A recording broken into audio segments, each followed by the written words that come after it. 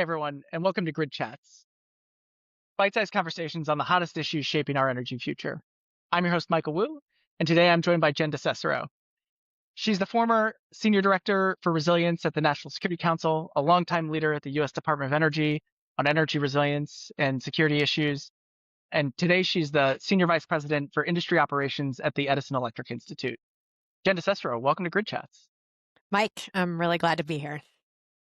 And as we just recounted, you've got a long history and experience of working on critical national security and energy resilience issues, both from inside government and now outside government, representing some of America's largest electric companies. Let's just unpack the connection between the electric grid and electric utilities and national security installations, like military installations and military missions.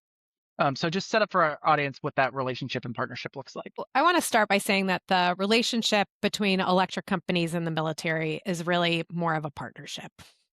This perspective, for me, has only been reaffirmed and strengthened since I started at EEI a few months ago. EEI's member companies and military installations maintain long-standing partnerships, some for more than a century, because more than 98% of military installations rely on civilian electric infrastructure to meet their power needs. So I want to outline some key areas of day-to-day collaboration. First is planning for resilience and growth.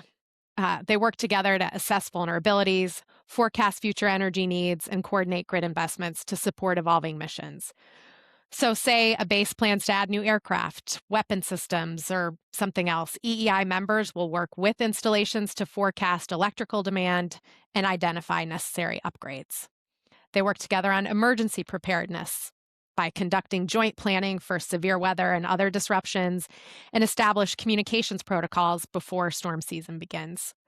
They work together on response and recovery, coordinating closely prior to and during outages to make sure power is restored to mission-critical facilities as quickly as possible.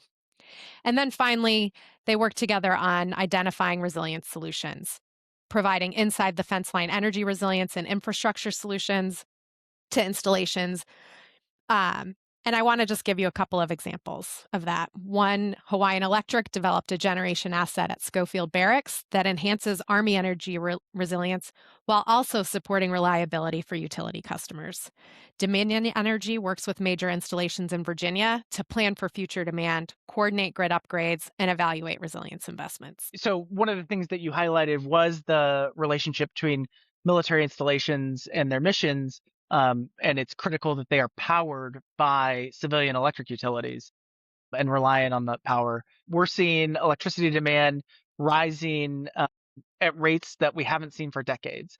And that's driven by many different, large demands, things like data centers, reshored manufacturing, expansions of missions on military installations, electrification across our economy. With all those competing demands in an increasingly constrained environment, what are the rationales and foundations from a policy and regulatory perspective that ensure that they are prioritizing national security assets above, other critical customers? Mike, it's a really good question. And I just want to start by saying that there are no regulatory or policy requirements for utilities to prioritize national security in their planning processes. But I will say our member companies understand the criticality of military installations in their service territories and that they're not necessarily just another customer in the queue. There are certain things like defense critical infrastructure designations and some other agreements that do indicate which facilities are necessary for mission assurance. And that informs planning and allows our members to kind of integrate that into their planning processes. We design the system and our response plans knowing that and to ensure we can effectively serve different types of customers. One thing I do want to say is that EEI did sign MOUs with the Army, Navy, and Air Force, which build in earlier planning and better information sharing. So mission critical load is understood well before megawatt decisions are made. And so there are certain tools like that that have kind of helped support the needs of military installations are considered during these planning processes. It's quite striking that there aren't policy or regulatory or legal requirements for that kind of consideration. What do you think that is holding us back on that? What are some of the consequences of that? And what would a closer collaboration between those different communities look like, and what would it result in?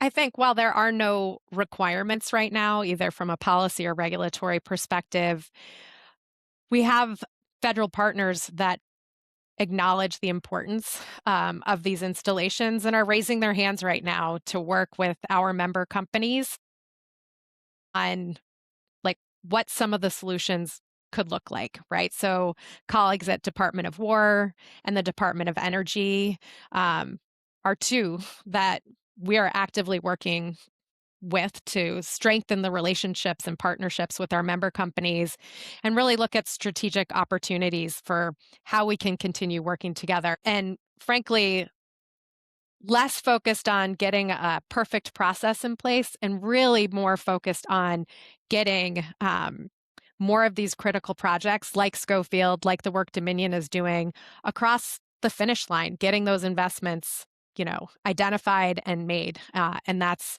where we're really working towards. This partnership also reflects a shared commitment on behalf of our member companies and our Department of War colleagues to protecting communities that are supporting service members and their families and strengthening national security. I'm not the first person to say this, but it bears repeating, Mike, so I'm going to say it anyway. Energy security is national security, and our member companies take that responsibility seriously every day. As you describe sort of what progress looks like and what those significant milestones would be, what would you point to as evidence that these kinds of collaborations are succeeding? It's really about the relationship that continues to strengthen between electric companies and the military that goes beyond just selling electricity as a product. This is not a transactional relationship at all. And the recognition that electric companies are strategic partners to the military, and they're enabling the military to carry out critical homeland and national security missions. And I think seeing that demonstrated daily is kind of evidence of that.